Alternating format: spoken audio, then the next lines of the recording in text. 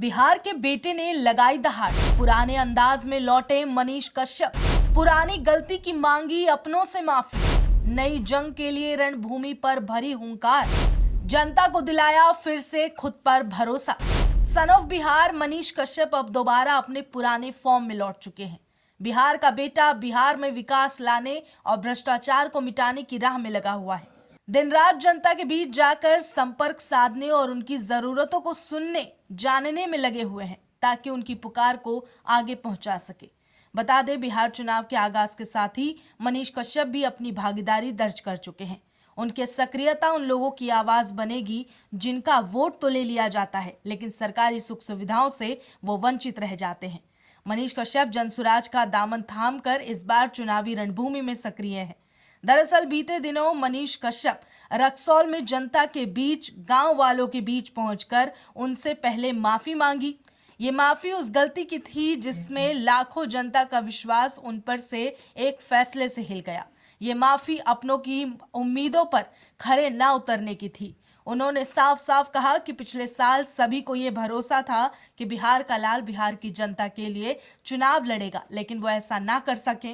इस बात की माफी मांगी, लेकिन उन्होंने इस माफी का दबाव भी नहीं बनाया, बल्कि ये कहा कि अगर आपके लिए इस गलती में माफी देना उचित है और आसान है तो ही माफ कीजिएगा। लेकिन साथ ही साथ उन्होंने आश्वासन दिया कि अगर आप मेरा इस बार साथ देते हैं तो जल्द ही इस भूमि का काया पलट होगा और विकास और उन्नति की राह तेज होगी। इतना ही नहीं, मनीष कश्यप ने संजय जायसवाल के धोखे पर भी अपना गुस्सा जाहिर किया है और जनता से वादा किया कि संजय जायसवाल को उनकी कुर्सी से हटा कर रहेंगे, जिन्होंने मासूम जनता से वादा कर उसे निभाया नहीं। आप खुद ही सुन लीजिए उन्होंने क्या कुछ कहा है। हमरा से एगो गलती भइल बा। पिछला बार हम चुनाव ना लड़नी, रक्सौल के सब लोग से माफी चाहता नहीं, लेकिन हेतना लोग कबो विधायक और सांसद लग बिना बतौले खड़ा होला ना होला। रौनी के प्यार देनी लगिन।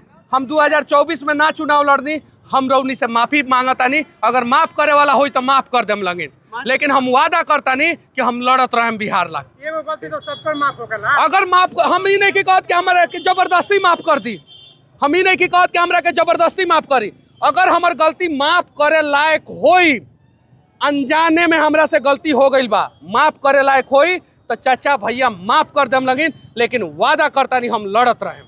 हम गलती कहनी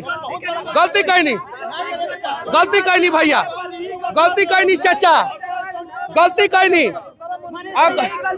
सुनी भैया,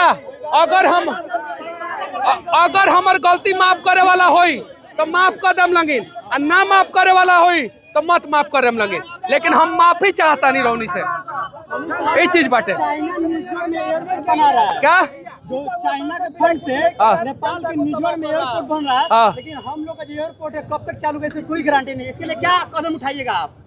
अगर मैं विधायक बन जाऊंगा, मैं यहाँ से चुनाव नहीं लड़ रहा हूँ, मैं चनपटिया से चुनाव लड़ूंगा, लेकिन मैं अगर विधायक बन जाऊंगा चनपटिया से या कहीं से, मैं वादा करता हूं कि रक्सौल एयरपोर्ट 3 साल के अंदर अंदर किसी भी हाल में चालू होगा। किसी भी हाल में।